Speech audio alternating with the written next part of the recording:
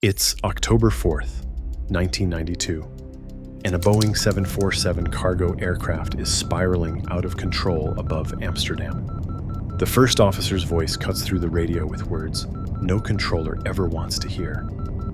Going down, 1862. Going down, going down. 1862, going down. In the background, the captain desperately issues commands in Hebrew, fighting to save an aircraft that is already doomed. Below them, families in a high-rise apartment building are finishing their Sunday dinners, children are watching television, and couples are taking evening walks, all completely unaware that death is hurtling toward them at hundreds of miles per hour. In just seconds, the Netherlands will witness its deadliest aviation disaster.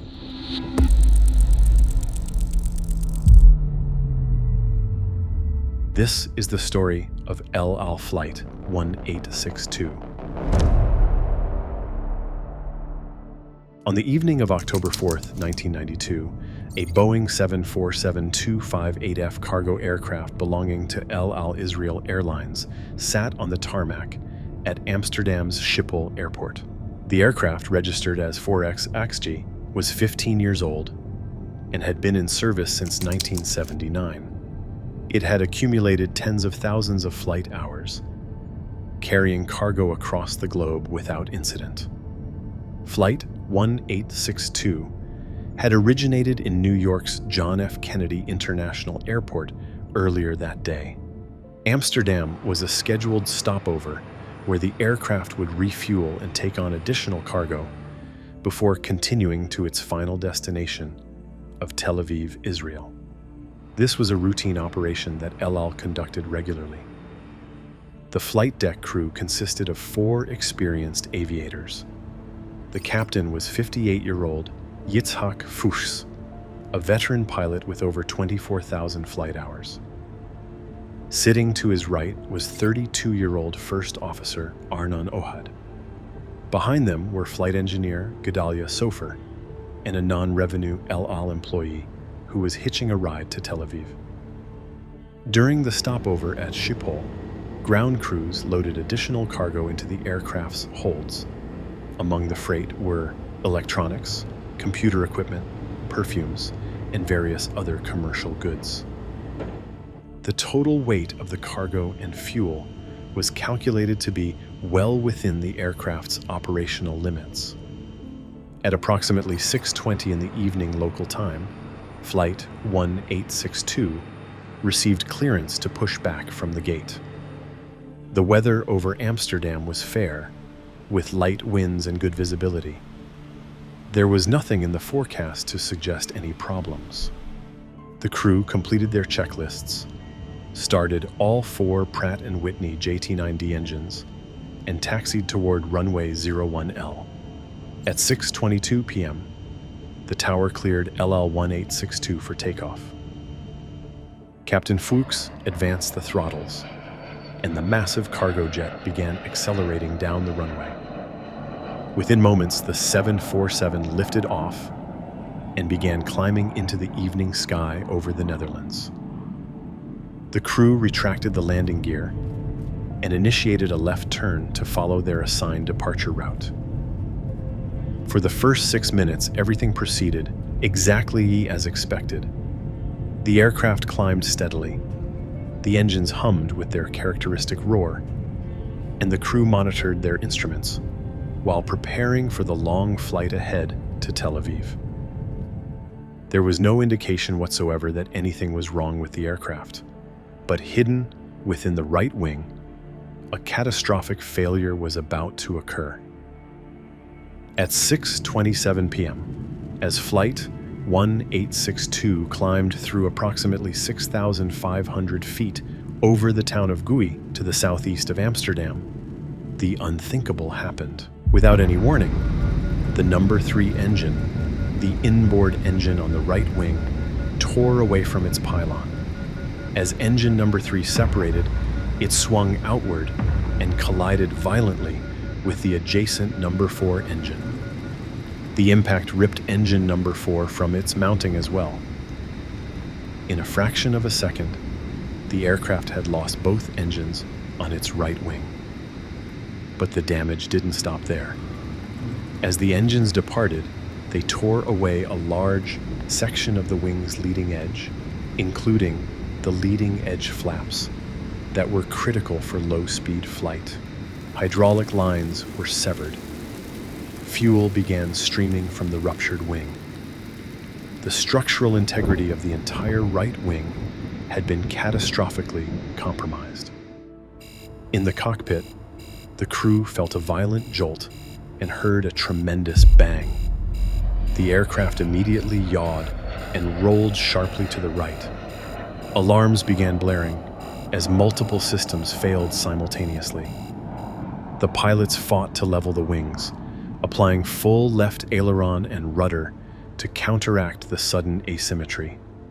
Captain Fuchs and First Officer Ohad were faced with an impossible situation. They knew something terrible had happened, but they didn't know the full extent of the damage. Their instruments told them that engines 3 and 4 had failed, but they had no way of knowing that those engines had physically separated from the aircraft. They also had no way of knowing that a significant portion of their right wing was now missing. The captain immediately took control of the aircraft, while the first officer contacted air traffic control to declare an emergency. At 6:28 p.m., Ohad transmitted, "LL 1862, Mayday, Mayday, we have an emergency." He reported the loss of engines 3 and 4 and requested an immediate return to Schiphol. The controller responded swiftly, clearing the stricken aircraft to return to the airport. The initial plan was to guide Flight 1862 to runway 27, which would require a relatively straightforward approach from the east. The crew acknowledged and began a slow right turn back toward Amsterdam. But as the pilots attempted to maneuver, they discovered that their aircraft was not responding normally. The flight controls felt sluggish and unpredictable. Unknown to them, the damage to the leading edge had dramatically altered the aerodynamic characteristics of the right wing. The aircraft was becoming increasingly difficult to control with each passing minute. As Flight 1862 limped back towards Schiphol, the crew worked frantically to keep the aircraft flying. Captain Fuchs struggled with controls that grew heavier and less responsive by the second. The 747 wanted to roll to the right, and it took constant corrective input to keep the wings level. Every few seconds, the aircraft would dip unexpectedly, requiring immediate correction. The aircraft was descending and slowing down. The crew needed to maintain a minimum speed to keep flying, but they also needed to slow down enough to land safely. This delicate balance was becoming nearly impossible to achieve, with half their engines gone and their wing badly damaged. The 2 remaining engines on the left wing were producing full power, but this created an additional challenge. The asymmetric thrust was constantly trying to yaw the aircraft to the right, adding to the already overwhelming workload in the cockpit. Air traffic control worked urgently to clear a path for the stricken aircraft. Controllers canceled approaches for other flights and began vectoring traffic away from the emergency. They offered runway 06 as an alternative, which would require a different approach path. The crew accepted, not fully understanding how limited their maneuvering capability had become. Controllers on the ground watched the radar target anxiously, tracking the wounded aircraft as it curved back toward the airport. Throughout these desperate minutes, the crew never stopped trying to diagnose their situation. Flight engineer Sofer monitored the remaining systems, calling out warnings as hydraulic pressure fluctuated and fuel quantity dropped from the leaking right wing.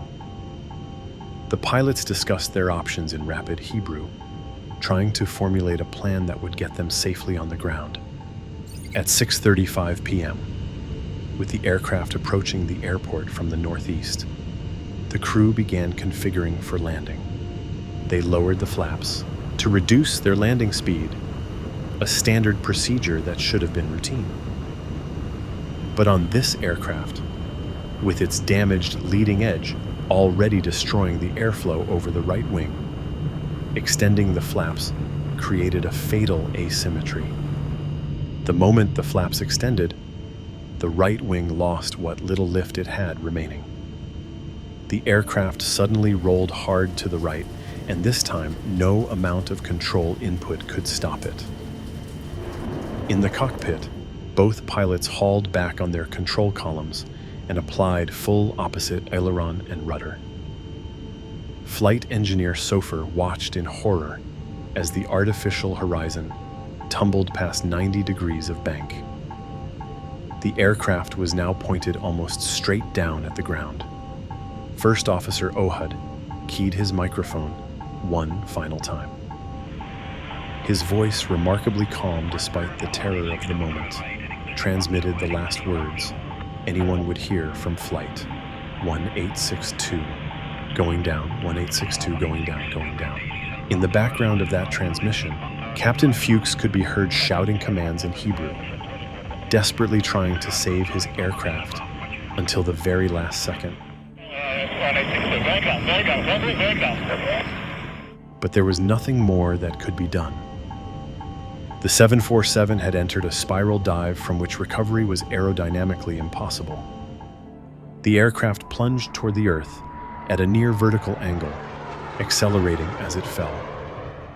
Below the falling aircraft lay the Bijlmermeer district of Amsterdam, a residential area characterized by large, high-rise apartment buildings. It was a Sunday evening and the complex was full of families going about their normal routines. Some residents were preparing dinner. Others were relaxing after the weekend. Children played in the hallways, while elderly couples watched television in their living rooms. At 6:35 p.m. and 57 seconds, El Al Flight 1862 slammed into the Grunewijn and Klein-Kritberg apartment buildings at a speed of approximately 300 miles per hour. The impact was devastating, beyond comprehension.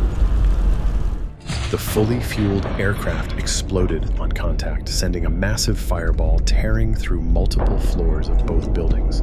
The force of the crash was so powerful that it caused several floors to collapse entirely. Apartments that had been filled with life just moments before were instantly obliterated. The fire that erupted spread rapidly, engulfing everything in its path. Emergency services responded within minutes, but they were confronted with a scene of absolute devastation. The wreckage of the Boeing 747 was scattered across the apartment complex, mixed with the debris of demolished homes. Rescue workers searched desperately through the rubble for survivors, but the intensity of the impact and resulting inferno left little hope.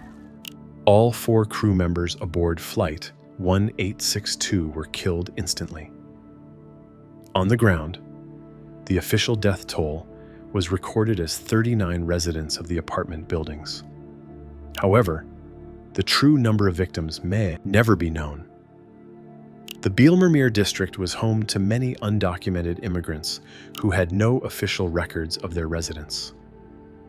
Estimates suggest the actual death toll could be significantly higher, with some sources suggesting as many as 70 or more people may have perished. The investigation that followed was conducted by the Dutch Aviation Safety Board and took several years to complete. Investigators combed through the wreckage, analyzed flight data recorders, and examined every piece of recovered debris to determine what had caused 2 engines to suddenly tear away from a 747 in flight. What they discovered sent shockwaves through the aviation industry. The fuse pins that connected the engine pylons to the wing structure had failed due to metal fatigue. These steel pins, each about the size of a human fist, were designed to hold the massive engines securely in place under enormous stress. But over years of service, microscopic cracks had developed in the metal. On Flight 1862, those cracks finally gave way under the stress of normal flight operations, initiating a chain reaction that doomed the aircraft. The investigation also revealed a troubling history. Boeing had known about potential fatigue issues with these fuse pins and had issued service bulletins recommending inspections. However, the inspection methods available at the time had not adequately detected the developing cracks in the pins on this particular aircraft. The flaws were simply too small to see with the naked eye, and more sophisticated detection techniques had not yet been widely implemented. As a result of the crash, Boeing issued mandatory inspection requirements for all 747 aircraft using similar pylon designs. The fuse pin assemblies were redesigned to be more resistant to fatigue cracking, and new non-destructive testing techniques were developed to detect microscopic flaws before they could grow into catastrophic failures. Airlines around the world were required to inspect their fleets immediately. The disaster at Bijlmermeer remains the deadliest aviation accident in Dutch history. It fundamentally changed how the aviation industry approached the maintenance and inspection of engine mounting structures. Memorials were erected at the crash site to honor the victims, and the anniversary of the disaster is still observed in the Netherlands each year.